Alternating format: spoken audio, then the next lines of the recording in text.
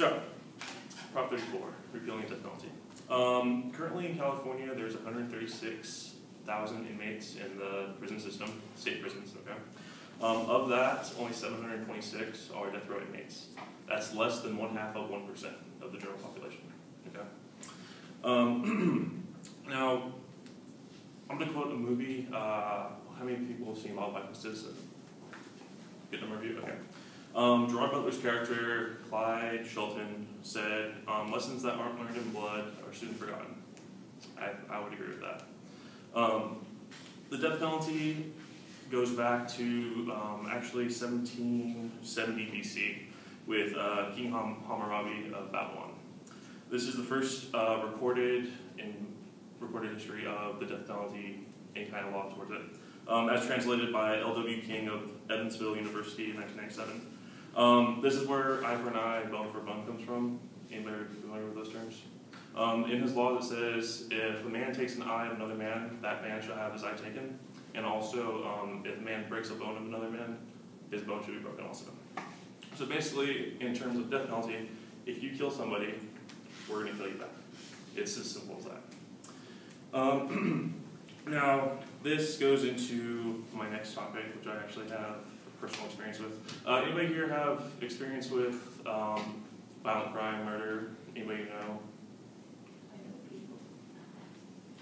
Anybody other than the professor? Yes. As you know, I'm a volunteer firefighter, and on Father's Day of 2008, Yolo County Deputy Tony Diaz was shot and killed. I won't go into too much detail because this is still kind of fresh in my memory. Anyways, Marco Tapetti, who shot him, was actually a 3-strike convict. Why he was still out, I don't know.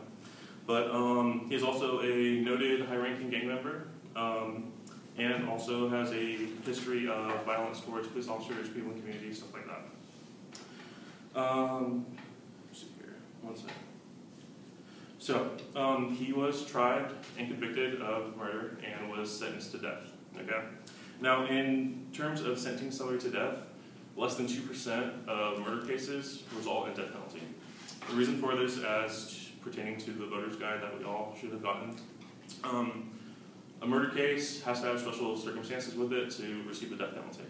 It has to be first-degree murder, which is either premeditated or deliberate, okay?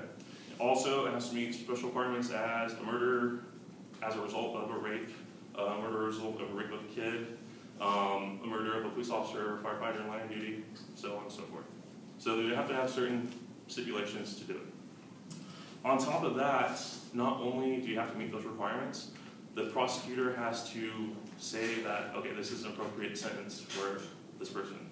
The jury has to agree on that unanimously, and the judge has to sign off on it on top of all that. So if they say that you was rape the death penalty, they probably have a pretty good reason for giving it to you.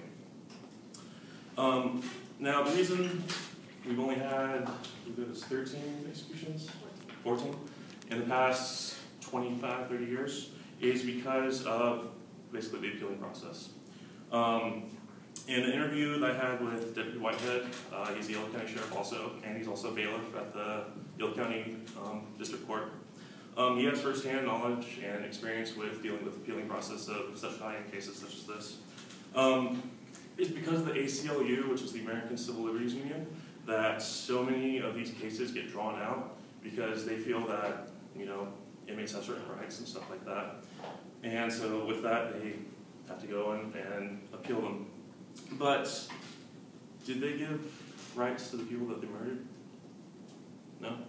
Anyway? Also, I asked him how he would improve upon it, and he said a 3-year max term for appeals. That seems fairly reasonable to me. Being a death row, I'm pretty sure he'll get seen before everybody else. Also, in the Bill of Rights, it is covered in the 8th Amendment that you shall not be punished cruel or unusually. Death penalty does that. Not cruel or unusually, is it? Lethal injection, the administration of 3 different drugs that basically makes you fall asleep. I mean, if I can choose a way to go, that'd be for me. It is true. Joseph Hayes of the Public Policy Institute of California, April 2012, had a report. Life without parole.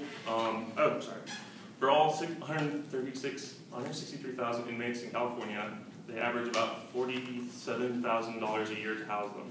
Okay, that's $7.6 billion a year spending just to house inmates. For the all right, Brian, thank you.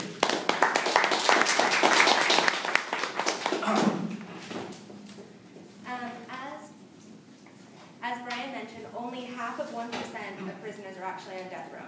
So then how did we spend $4 billion in 30 years on the death sentence? Is it worth it? They're still going to be in prison. We're still going to have justice putting them in prison for life without the possibility of parole. They're not going to be able to hurt anybody else, and we're not spending that obscene amount of money. We'll actually have more police officers, more sheriffs on the street to help catch the criminals that are still out there. He also said that less than 2% receive the death penalty. Why is it even there if we're not going to use it? It's not a system that works in California. So vote yes on Prop 34.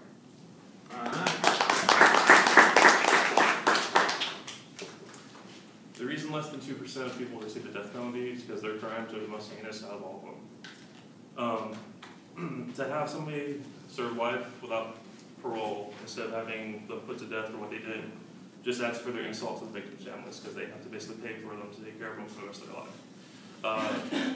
Inmates receive better health care and dental and pretty much everything else than I'm sure most of us do.